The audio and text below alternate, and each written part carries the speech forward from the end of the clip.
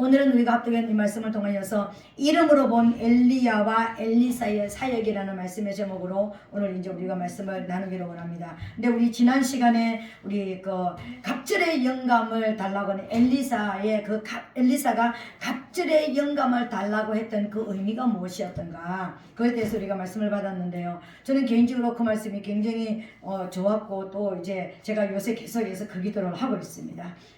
엘리야의 갑절의 영감을 제게 주시옵소서. 이 시대에 정말 갑절의 영감이 우리에게 있어야 되는데요. 그걸 이제 기도하고 있는데, 우리가 흔히 말하는 엘리야의 갑절의 영감, 그러면은 능력하고 이렇게 결부를 시키는 것입니다. 근데 보면은요, 능력은 두나미스라고 해가지고 어떤 영향력입니다.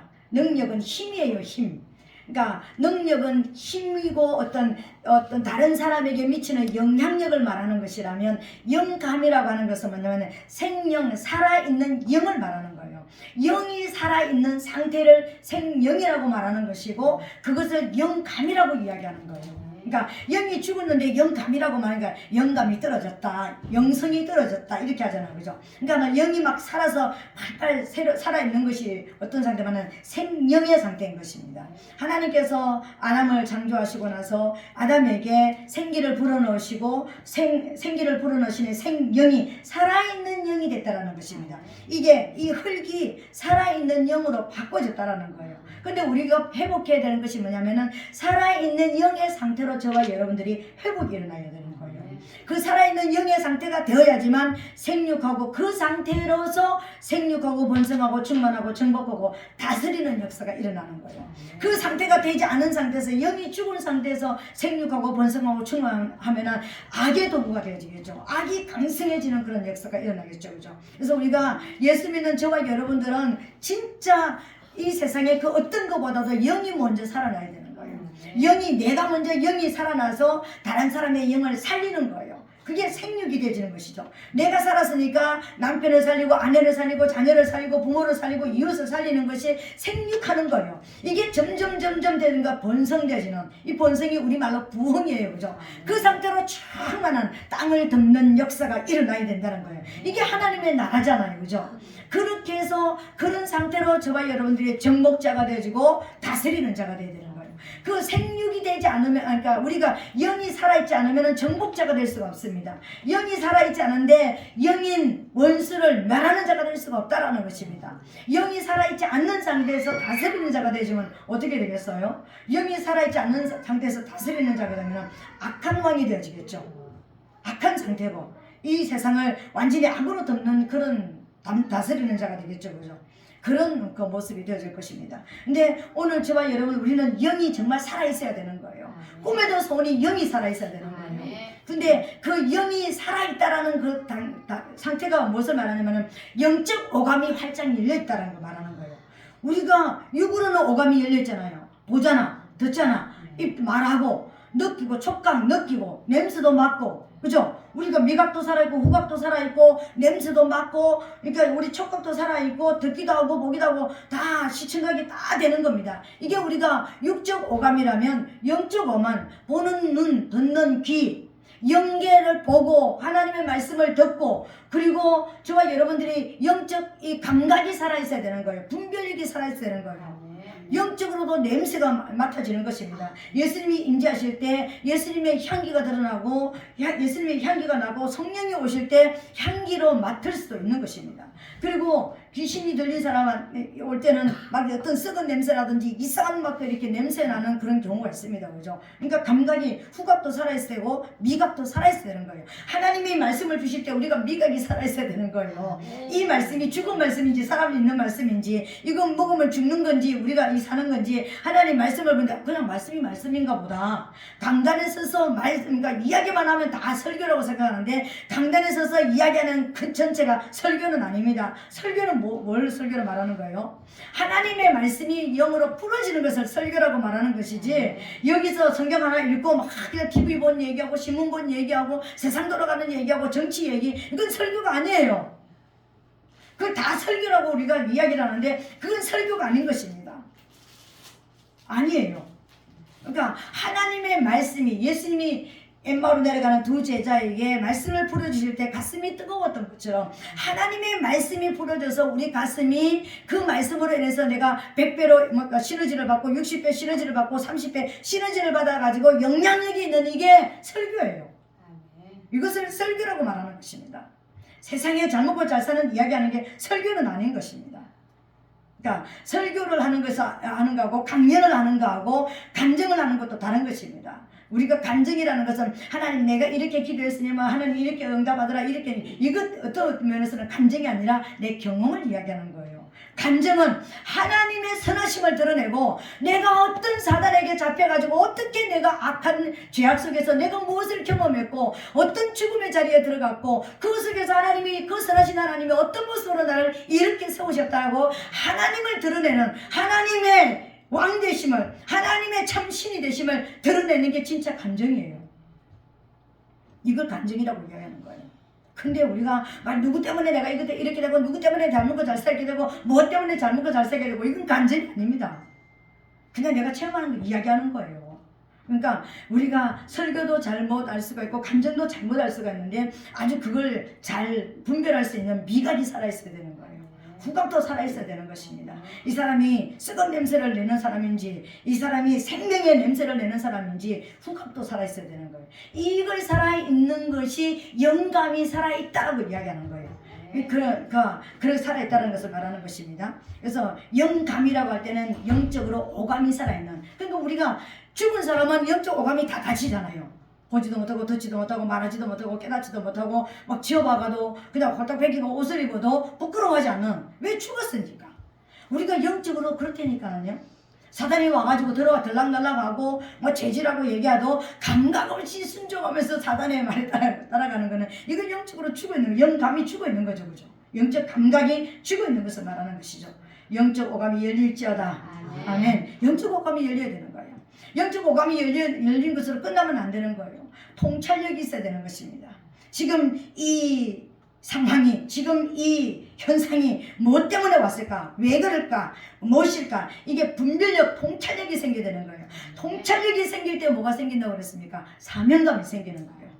내가 통찰력이 있으면 내가 이렇게 살아야 되겠구나, 저렇게 살아야 되겠구나, 사명감이 생겨야 되는 거예요. 거기서 비로소 사명이 나오는 거예요. 영적으로 죽어 있는데 영적 통찰력도 없는데 사명자라 그러면서, 제가 신학교에서 나온 저기가 전도서 목사를 뭐라 그랬습니까? 공장에서 찍어낸 자라고 그랬잖아요. 공장에서 찍어낸 목사가, 그러니까 영적으로는 죽어 있는데 영적으로는 통찰력이 없는데 막 이게 강단에 올라와가지고 어떤 뭔가를 한다면 이건 굉장히 어둠의 어떤 냄새를 풍기게 되고 어둠의 어떤 역사를 일으키게 되어지겠죠. 그죠? 한 말씀이라도요, 성경이 풀어져야 되는 것입니다. 영으로 풀어져야 되는 거예요.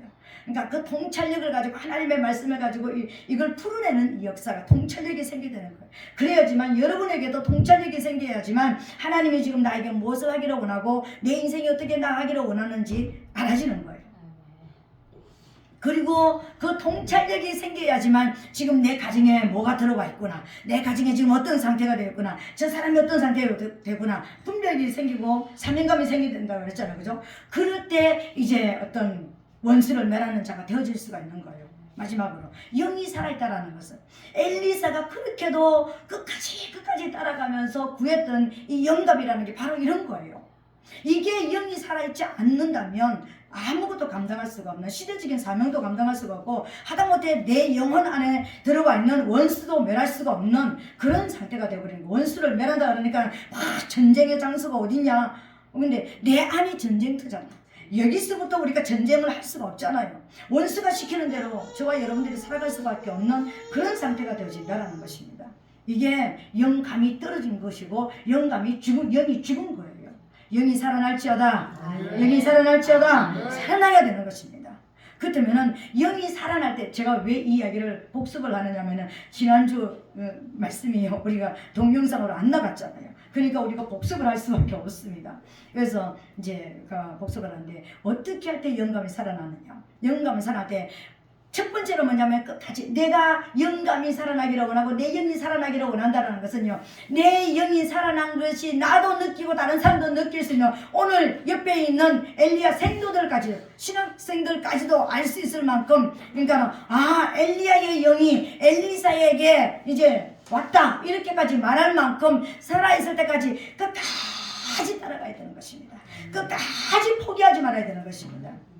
영이 살아있는 것은요, 이 땅에서 우리가 천국을 가느냐 지옥을 가느냐 하고도 직결되는 문제예요. 그래서 우리는 영이 살아있어야지만, 예수를 믿어도 교회를 나와도 영이 산 자가 돼야지만 천국을 가는 거예요. 우리 하나님, 성경에서 하나님은 죽은 자의 하나님이라고 그랬습니까? 산 자의 하나님이라고 그랬습니까? 산 자의 하나님이라고 말씀을 드렸습니다. 산 자의 하나님이라는 것은 영이 살아있는 자의 하나님이라는 거예요. 영이 죽었는데 나는 아버지 하나님 해도요, 나는 네가 죽어서 지금 죄악 가운데 있어서 그 죄 속에서 내게로 오지 않으면, 넘어오지 않으면, 네가 영이 살아나지 않으면 나하고는 상관이 없다, 하나님은 이렇게 말씀하시는 거예요. 그래서 우리가 돌아갈 것도, 우리는 천국을 가는 줄 알고 교회 생활을 했는데, 성도로서 변화가 일어나는 영이 살아야지만 천국을 갈 수가 있습니다. 끝까지 영이 살아나고, 나도 내 영이 살아났다는 것을 느끼고, 다른 사람도 저 사람은 정말 영이 살아났어, 저 사람 안에 진짜 예수가 있고, 저 사람 안에 진짜 성령이 있어, 이럴 때까지 승리하게 되시기를 예수님 이름으로 축복합니다. 그러니까 이런 역사가 저와 여러분들 안에는 일어나야 되는 것입니다. 우리가 영이 살아나야 되는 것입니다. 영이 살아나지 않으면요, 저와 여러분들은 아무것도 할 수가 없습니다. 그리고 또 우리가 영감이, 우리에게 진짜 영감이, 구하는 이 영감이 오기 위해서 우리가 됩니다. 불을 채워야 되는 것입니다. 불 속에 들어가야 되는 것입니다. 오늘 여러분, 우리가 엘리야가 불말과 불병거가 와가지고 막 그냥 하늘로서 회리바람을 타고 올라갔다, 우리 여기는 알고 있습니다. 그죠? 근데 엘리사하고 엘리야하고 둘이 똑같이 이렇게 나란히 걸어가고 있습니다. 걸어가면서 지금 이야기하는 거예요. 제자한테, 야, 너 왜 나 끝까지 따라오냐? 베델에서도 여기 있으라, 여리고서도 여기 있으라, 길갈에서도 있으라는데, 아닙니다. 당신의 혼의 삶을 가리켜서 내가 맹세하네. 나는 끝까지 갈 겁니다. 내가 어디까지 간다는 말은 안 하고, 당신을 따르겠습니다. 그러고 끝까지 왔습니다.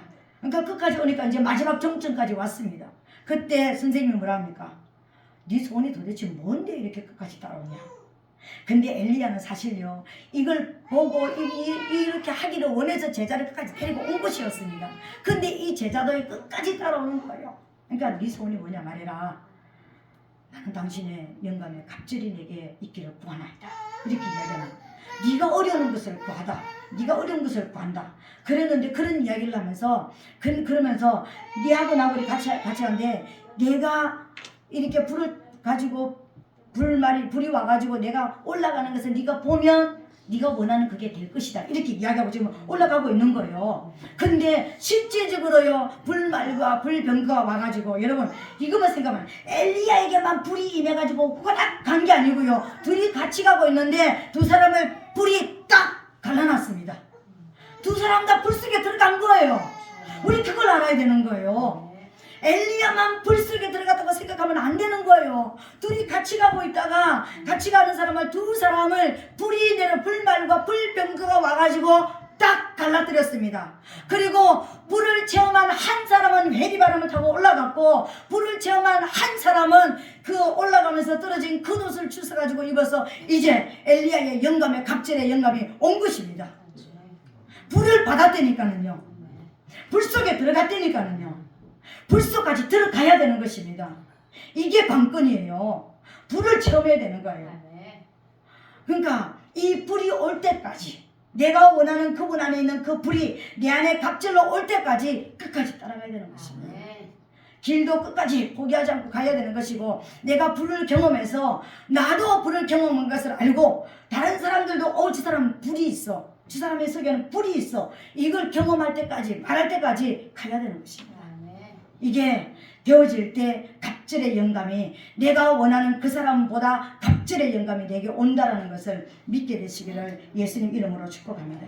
오늘 저와 여러분들은 이런 역사가 일어나야 되는 거예요. 영감이 살아있는 이 모습은 아담을 통해서 가장 잘 드러났습니다. 여러분, 생명이 되고 나서 하나님께서 만든 그 짐승들과 새들을 다 이끌어 왔습니다.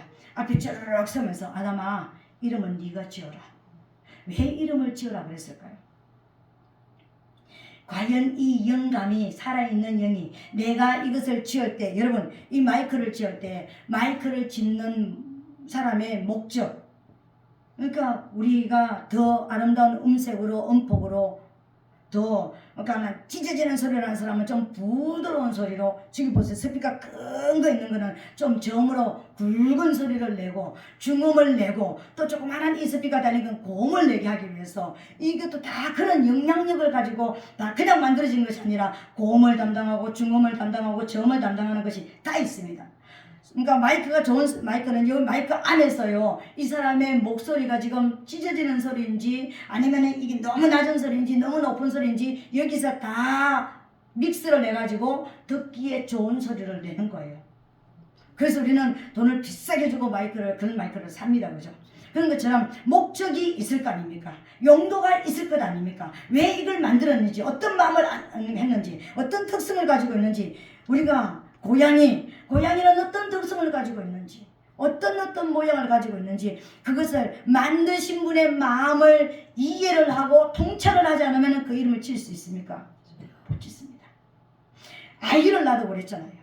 아이를 낳고 나서 이 아이를 위해서 기도하면서 이 아이의 장래에 가장 축복된 인생을 열어주는 것이 뭐라고 생각합니까 여러분? 이름이에요. 그 사람에게 가장 복된 길을 열어주는 것이 이름입니다. 뭐 그냥 옛날에 어떤 사람 보면은 우리 학교 초등학교 때 우리 그 동기 남자의 이름이요 석두라는 이름이 있었습니다. 여러분 석두가 뭡니까? 돌머리. 그런데요 그 아이가 우리 반에서 제일 꼴찌로 공부를 했습니다. 꼴찌 공부 정도가 아니라 자기 이름도 못 썼습니다. 졸업할 때까지. 왜요? 이름이 석두. 나는 그때는 우리 그냥 놀리기만 했습니다. 야 돌머리 이러고 놀리기만 했는데 지금 생각하니까는요 그 이름이 그 사람의 인생을 나는 망쳤다고 생각합니다. 어떻게 아버지가 박석두 이렇게 찢을 수 있습니까? 그 엄마 아버지가 어떤 사람인지 모르지만 이름이 석두예요. 돌머리가 빛이 나면 얼마나 빛이 나겠습니까? 무엇으로 빛이 나는지 모르지만 우리 학교에서는요 내놓고 꼴찌라도 그냥 꼴찌에 따라가는 꼴찌가 아니라 아예 따라오지 못하는 저 뒤에 있는 꼴찌였습니다. 그러니까 맨날 놀림 받았습니다. 그러니까 공부만 못하는 것이 아니라 모든 것이 다 못했습니다. 모든 것이 체육도 안 되고 공부도 안 되고 아무것도 안 되는 그냥 석두였습니다. 이름이 그 사람의 인생을 좌우합니다, 여러분. 그래서 가장 복된 이름, 그 사람에게 가장 맞는, 그래서 이름을 기도하면서 그 사람에게 맞는 이름, 축복된 이름을 왜요? 불러주는 거잖아요. 부르는 대로 그 인생이 열릴 거 아닙니까? 그죠? 너는 제리마 그러니까 너는 땅을 밟게 하는 사람이다. 너는 땅을 밟게 하려는 책임을 가진 사람이다. 너는 땅을 밟게 할 책임을 가진 사람이다. 제 이름을 불러줄 때마다 저는 그런 의미가 있습니다. 너는 땅을 밟게 할 임무를 가지고 태어난 사람이라는 것. 뭐 어떻게 밟게 할지는 모르지만 육으로는 밟게 할 수 없지만 저 영으로는 하나님의 말씀으로 하나님의 성령으로 그렇게 될 줄로 믿습니다. 그러니까 그래서 저는 사람들이 이름 좀 바꾸세요. 근데 제 이름을 못 바꿉니다. 왜요? 내 삶에게 딱 맞는 이름이라고 저는 생각하기 때문에 저는 이름을 못 바꿉니다. 그래서 우리 다른 여자 형제들은 다 이름을 바꿨대요. 그런데 저만 안 바꿨습니다. 이름은 불러주는 대로 그 사람의 인생이 되어지는 거예요. 하나님이 창조하신 모든 짐승과 새들을 아담이 만들었다는 것은 그 특성과 그 성격과 그 생김새, 그 존재 가치가 정확하게 깨뚫어져야 통찰이 돼야지만 이름을 지을 수가 있다는 거예요. 이게 영감이 살아있는 사람이었습니다. 영감이 살아날지어다. 아멘. 갑절의 영감이 임할지어다. 아멘. 아멘. 오늘 그렇게 되는 저와 여러분 되시기를 예수님 이름으로 축복합니다. 오늘 하나님께서 저와 여러분들을 이렇게 저와 여러분들에게 이제 이렇게 말씀을 하셨는데 이제 우리가 오늘은 이름으로 본 엘리야와 엘리사의 사역이라고 했습니다. 이름으로 어떻게 내가 이제 직역 성경에서 이제 한 가지만 읽어드릴게요. 아까 제가 읽지 않았는데 갑절의 영감이 있을 것이다 그랬을 때 네가 어려운 것을 구한다. 그러니까 이제 네가 끝까지 함께 있으면 될 것이다 그랬는데 직역 성경에서는 이렇게 번역이 되어 있더라고요. 그가 말하겠다. 네가 어려운 것을 요청했다. 만일 내게서 내가 취해지는 것을 보면 내게 그렇게 있을 것이다.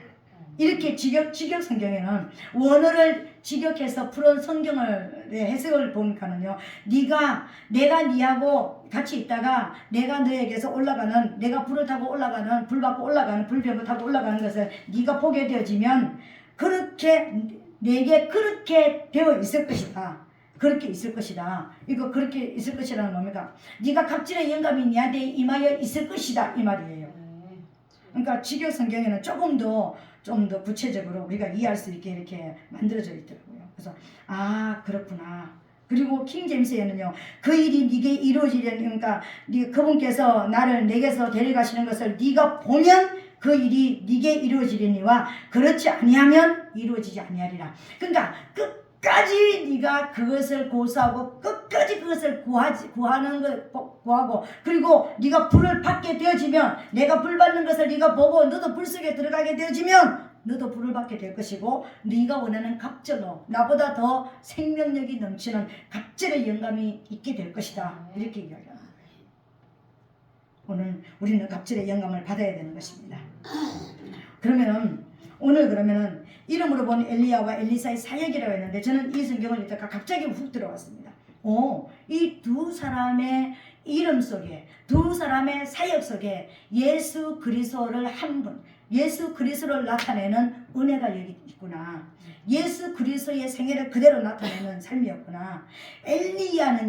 엘리야라는 이름의 뜻이 뭐냐면은 나의 하나님은 야훼이시다. 나의 하나님은 여호와이시다. 이런 뜻입니다. 그럼 우리가 그냥 구원론적으로 해서 그냥 일반적으로 우리가 보면은요, 이 뜻이 어떤 것이냐면 약속하시고 이루시는 하나님, 나의 하나님은 약속하시고 이루어주시는 하나님이다. 그래서 우리는 하나님은 변개치 않으려 하시는 하나님, 거짓말하지 않는 하나님, 하나님은 약속하신 것을 반드시 이루어집니다. 하나님 그러니까 약속하셨으니까 구하세요 우리가 이렇게 이야기합니다. 그죠? 근데 우리가 그리고 또 이제 그 히브리 사람들, 신학자들이 지금 이제 이스라엘의 그 신론의 가장 기초가 되는 그 신학자들이 뭐라고 나는 야훼를 이렇게 풀었냐면요, 존재하는 모든 것을 존재케 하는 자. 이게 이해되십니까? 존재하는 모든 것을 존재케 하는 자가 야훼입니다, 여러분. 그게 출애굽기 3장 14절에 보니까 스스로 있는 자. 그러니까 야훼라는, 엄밀하게 따지면 야훼라는 것은요, 이름이 아니에요. 그 하시는 일을 나타내는 것이고 하나님이 어떠한 분인지를 나타내는 것이지, 엄밀하게 따지면은 하나님은, 우리는 이름을 알지 못합니다.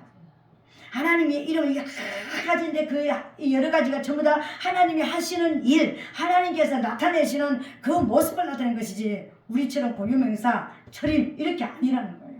하나님이 하시는 일을 나타내는 거예요. 근데 우리가 그러면은 심판론적으로, 저와 여러분들 우리가 이제 그 원수를 멸하는 자, 심판론적으로 우리가 보면은 두 가지의, 야훼라는 뜻은 두 가지의 엄연한 뜻이 있습니다.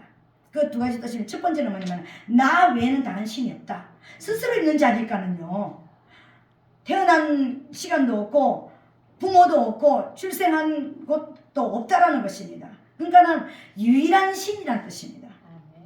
야훼란 뜻은 유일한 신이다, 참신이다, 이런 뜻입니다, 여러분. 그래서 성경 전체에서 말씀하시는 것이 뭐냐면 나 외에는 다른 신이 없다. 다른 신이 없다는 것입니다.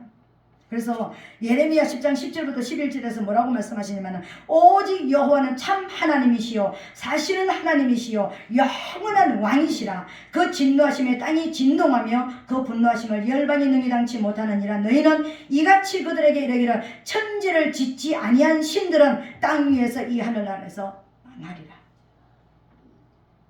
가짜들은 다 망하게 된다는 것입니다. 그리고 이 야훼라는 이 이름 안에 또 어떤 뜻을 가지고 있냐, 두 번째는 어떤 뜻을 가지고 있냐면 큰 용사다, 나는 큰 용사다, 이런 뜻을 가지고 있습니다. 우리 성경에서는 어떻게 말합니까? 전쟁은 여호와께 속하였다. 전쟁하는 분으로 나옵니다. 큰 용사로 나옵니다. 이사야 49장 24절로 26절에는 어떻게 이 큰 용사가 해석이 되어서 나오냐면요, 용사의 빼앗은 것을 어떻게 도로 빼앗으며, 여러분 이게 이해가 되어지면서 여러분 읽으셨습니까? 용사의 빼앗은 것을 어떻게 빼앗을 수가 있느냐? 여기서 말하는 용사가 누구냐면 사단을 말하는 거예요. 사단이 빼앗은, 사단의 손안에 넘어간 것을 어떻게 누가 빼앗을 수가 있느냐, 이렇게 이야기합니다. 근데 사로잡힌 자를 어떻게 건져낼 수 있으냐마는 사단에게 빼앗겨고 사단에게 붙잡힌 자를 건져낼 수 없다고 이야기한다마는 나 여호와가 이같이 말하노라. 용사의 포로도 빼앗을 것이요, 용사가 포로로 빼앗어간 것도 나는 빼앗아온다. 왜? 큰 용사.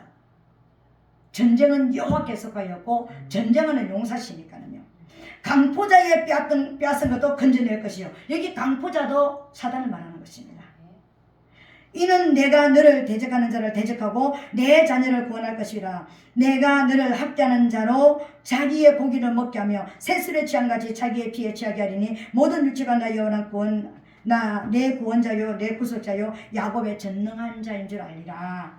여러분, 우리를 학대하고 우리를 괴롭히는 그 원수가 그 고기를 먹게 될 것이고 새술에 취함같이 자기 피에 취하게 되어지는 역사가 큰 용사 앞에서 그렇게 되어진다는 것입니다. 그래서 우리는 큰 용사이신 예수 그리스도의 이름을 불러서 원수를 멸하는 자가 된 것입니다.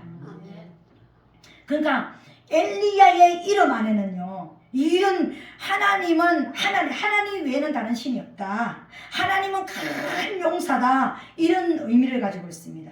근데 이것을 다른 말로 말하면은요, 진리의 하나님을 나타낸다는 것입니다. 진리의 하나님을 나타내신다는 것입니다. 진리의 하나님, 여러분, 우리가 진리가 뭐지? 진리는 성경 전체가 진리, 예수님의 말씀이 진리, 예수 그리스도가 진리다. 맞습니다. 내가 곧 길이요 진리요 생명이라고 해서 맞습니다. 근데 그러니까 우리가 말하는 하나님께서 말씀하시는 정말 진리는 뭐냐면은 사단의 거짓말에 대한 하나님의 대답이 진리입니다, 여러분. 성경 전체는 원수가 말하는 것도 있고 일반적으로 내가 은혜 깨달아가지고 말하는 것도 있고 그냥 하나님이 직접 가라사대 말씀하신 것도 있습니다. 그죠? 그런데 그 중에서 진리가 무엇이면 진리라는 것은 반드시 상대성이 있습니다. 상대방이 있어야 되는 거예요. 요 앞에 있는 여기에 대한 이 어둠에 대한 빛이 진리인 것입니다.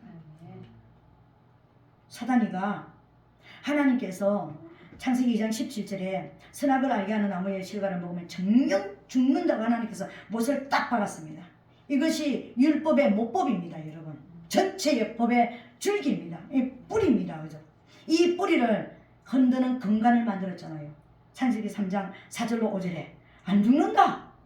그거 먹어도 안 죽는다. 나봐라. 내가 영원한 세계에서 하나님을 대적하다가 이렇게 쫓겨났는데 나 이렇게 건재하고 살아있잖아. 안 죽는다. 안 죽는다고 그랬습니다. 죽지 아니하리라 이렇게 얘기했습니다.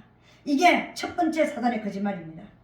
사람들이 왜 그렇게 죄를 짓고 왜 그렇게 죄를 져도 담대하게 죄를 짓고 왜 그렇게 죄에 대해서 무서움이 없습니까?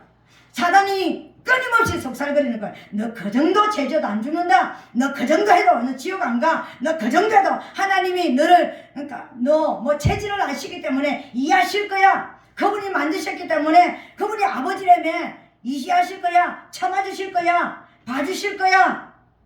안 죽어. 하나님과 여전히 죄를 져도 하나님과 나 사이는 건재하고 잘 소통되는 것처럼 착각하게 만든 것이 뭐냐면요, 창세기 3장 4절 말씀이에요. 선악을 알게 하는 나무 실과를 먹어도 죽지 않는다라고 했습니다.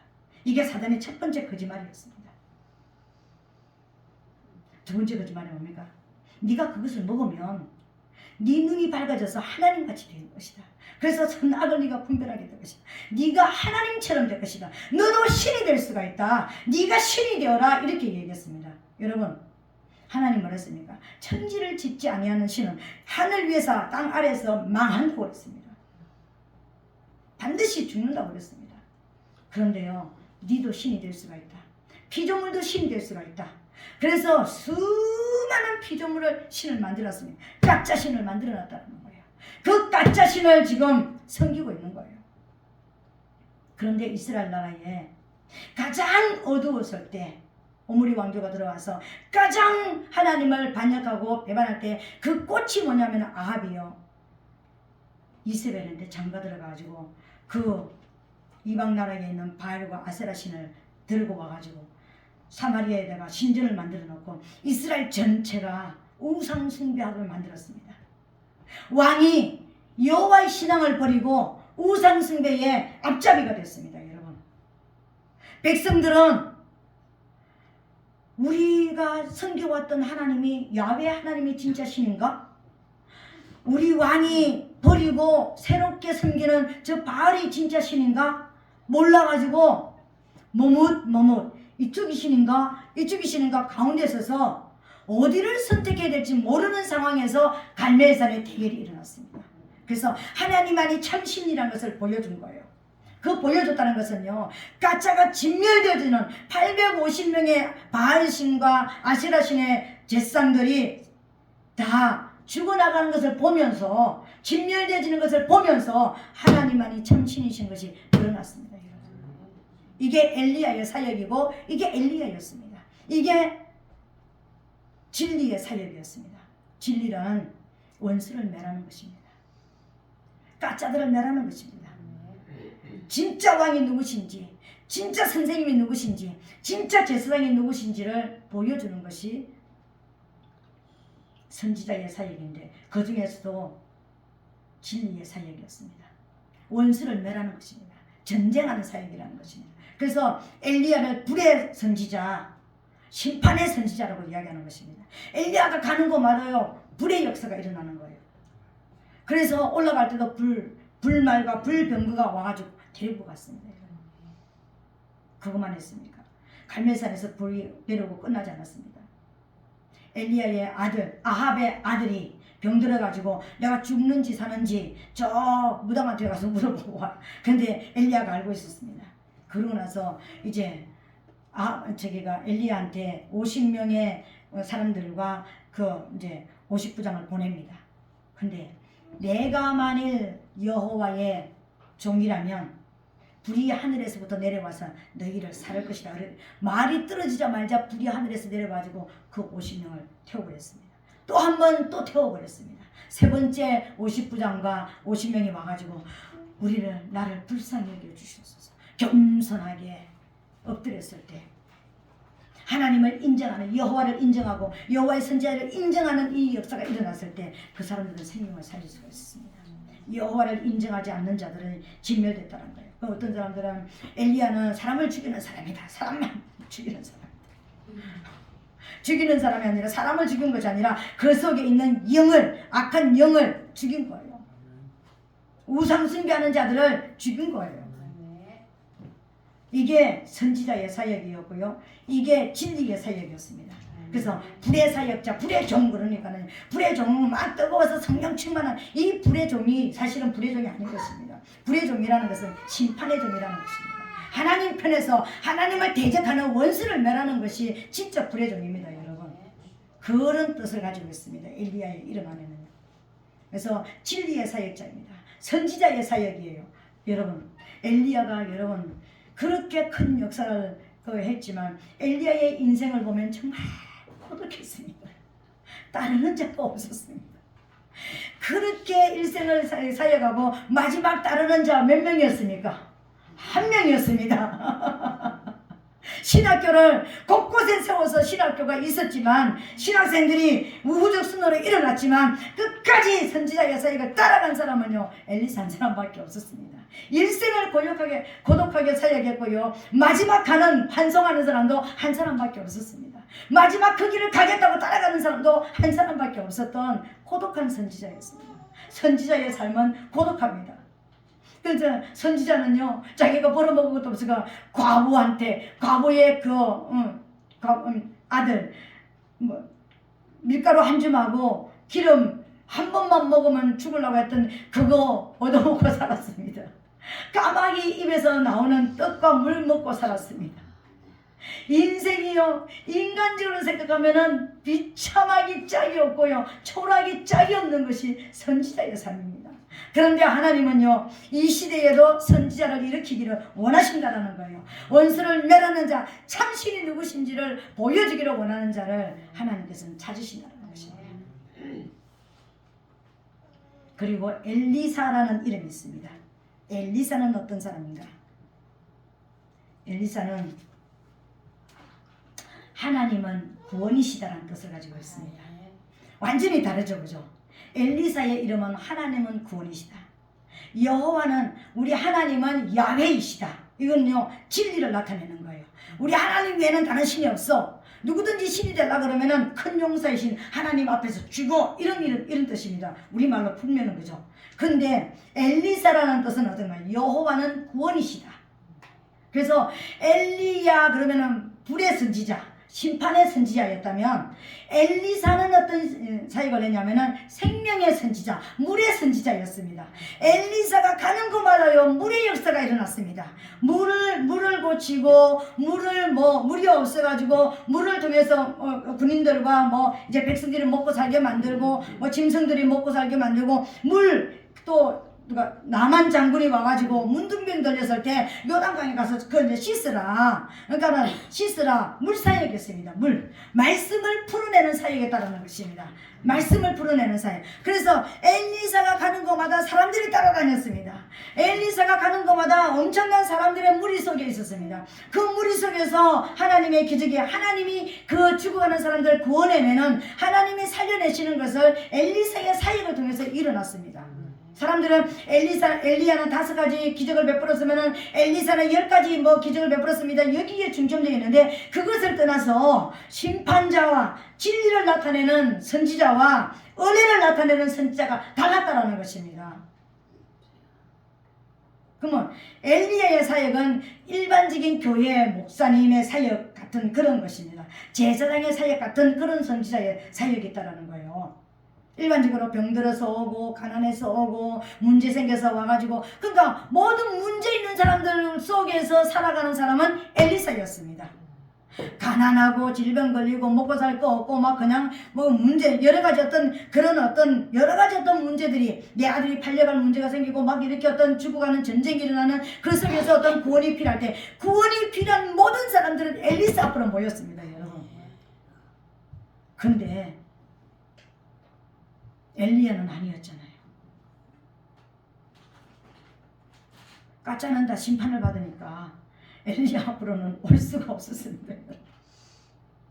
그래서 엘리사는 구원인 것입니다.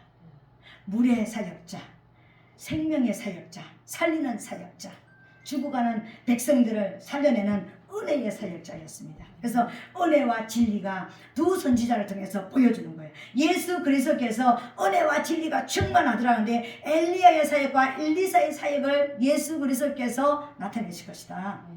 그래서 그러니까 엘리야가 말라기 4장 6절인가 거기 보면 아비의 마음을 자녀에게로 돌이키고 자녀의 마음을 아비에게로 돌이키게 하는 엘리야의 심령을 가진 자가 오게 될 것이라고 그랬잖아요, 그죠? 그러니까 예수 그리스도께서 오셨잖아요. 오신 것입니다. 영이 살아있는 사람은, 그래서 저와 여러분, 우리는 원수는 멸하고 죄는 깨뜨리고 그 죄석에 붙잡혀 있는 영혼들을 살려내는 것이 이 두 사역자를 통해서, 두 선지자를 통해서 보여주셨다는 것입니다. 오늘 사랑하는 성도 여러분, 하나님께서 우리 모든 한 사람 한 사람이 어떻게 살아가기를 원하는지 여러분 오늘 알아야 되는 것입니다. 먼저는 엘리야의 심령이 우리에게 있어야 되는 것입니다. 엘리야의 심령, 영이 살아있어야 된다는 거예요. 그래서 내 안에, 내 가정 안에, 내 가족 안에 어둠이 들어오는지 안 들어오는지 여러분 깨워서, 착하듯 깨어가지고, 그러니까 눈에 불을 켜고 깨가지고 깨어있으면서 내 남편이 하는 말 속에 원수의 어떤 역사가 일어나는지, 아니면은 내 가족 안에, 내 자녀 안에, 내 아내 안에 이게 있는지 깨어서 여러분 엘리야의 심령으로 깨어 있어야 되는 거예요. 아비의 마음이 그 사람 속에서 떠나지 못하도록, 하나님 아버지의 영이 떠나지 소멸되지 아니하도록 우리는 눈에 불을 켜고 우리가 살아 있어야 되는 것입니다. 그리고 쫓아내야 되는 거예요. 원수들은, 어둠의 역사들은 쫓아내야 되는 거예요. 근데 그거 쫓아내고 지적하면 싸우자고 대들잖아요. 당신이나 잘해, 너나 잘하세요. 근데 우리는 그럼에도 불구하고 싸워야 되는 것입니다. 그리고 또 어떤 사역이 되는 것입니까? 그 속에 있는 그 잡혀 있는 사람들에게 끊임없이 자꾸만 복음을 전해야 되는 거예요. 물사역해야 되는 거예요. 생명사역해야 되는 것입니다. 가난한 자를 어떻게 살리고, 전쟁 중에는 어떻게 하고, 어떤 지금 팔려가야 될 위기 속에서 어떻게 하고, 복음이 엘리사를 통해서 풀어졌잖아요. 그 병든 자에게 복음은 기쁜 소식이 뭡니까? 치료받는 방법을 알려주는 거예요. 가난해서 지금 먹고 살 수 없는 사람에게 복음이 뭡니까? 먹고 사는 방법을 알려주는 거예요. 지금 아들이 죽어가는데, 아들이 지금 팔려가야 되는데, 남의 노예로 가는데 아들이 팔려가지 않도록 만들어주는 게 이게 복음이잖아요. 신학생들이 모여가지고 지금 가난한 신학생들이 뭐 없어가지고 먹으려고 그랬는데 외를 넣고 그냥 소태거리는데 거기서 독이 있어가지고 이거 먹으면 죽는 이런 역사가 있습니다. 그래서 가루를 던져가지고 독을 해독시키는 역사가 일어났습니다. 무슨 독을 마실지라도 해를 받지 않는 이 역사가 일어났습니다. 보리떡 20개 가져와고 야채 가져와가지고 100명을 먹이는 예수님이 오병이어의 기적을 일으킬 것을 엘리사의 사역을 통해서 보여줬습니다. 이 역사가 오늘 우리 가운데 일어나야 된다는 거예요. 그렇게 될지어다 엘리야와 엘리사의 삶이 우리 삶의 삶 가운데 일어나야 되는 거예요. 그래서 내가 생육이 돼야 되는 거예요. 내가 살아났다면 우리 가정이 생육이 일어나야 되는 거예요. 우리 교회의 생육의 역사가 일어나야 됩니다. 번성하는 역사가 일어나야 됩니다. 이게 부흥이잖아요. 살아있는 사람들이 모이는 게 부흥이잖아요. 내가 살고 네가 살면 부흥이 일어나는 거잖아요. 우리 그걸 막 그냥 양적으로 막 교회가 많아가지고 막 그냥 사람들이 많아가지고 막 그러니까 왔다 갔다 이게 부흥. 물론 그것도 부흥입니다. 양적 부흥입니다. 그죠? 진짜 하나님이 원하시는 부흥이 뭡니까? 내 영혼 네 영혼이 살아나는 게 부흥입니다. 그 살아난 사람이 또 다른 사람을 살리는 게 부흥이에요. 그런 상태로 충만하라는 거예요. 교회 안에 성도들이 그렇게 살아있는 사람들이 다 모여있다면 그 안에 생명의 역사가 막 나도 모르는 생명의 역사가 일어나잖아요. 그 생명의 역사가 있을지어다. 하나님은 오늘 저와 여러분 엘리야와 엘리사의 이름을 통해서 엘리사는 이런 사역을 했고 엘리야는 이런 사역을 했다. 예수 그리스도께서 오셔서 예수 그리스도의 삶을 살아냈다. 우리가 누굽니까? 예수 그리스도의 제자잖아요. 그 예수 그리스도의 제자의 삶을 엘리야를 생각하면서 엘리사를 생각하면서 네 가정을 살리고 지역을 살리고 교회를 살려내라. 이렇게 말씀하시는 거예요. 이런 역사가 있게 되시기를 예수님 이름으로 축복합니다. 아멘. 이 시간 우리 다 같이 받은 말씀을 생각하면서 하나님 엘리야와 엘리사의 사역이 어떤 것인지 이제 깨달았습니다. 제 삶이 예수 그리스도의 제자로서 이제 그런 삶을 살아낼 수 있도록 성령으로 역사하여 주시옵소서. 주여 삼창하고 동성으로 기도하겠습니다.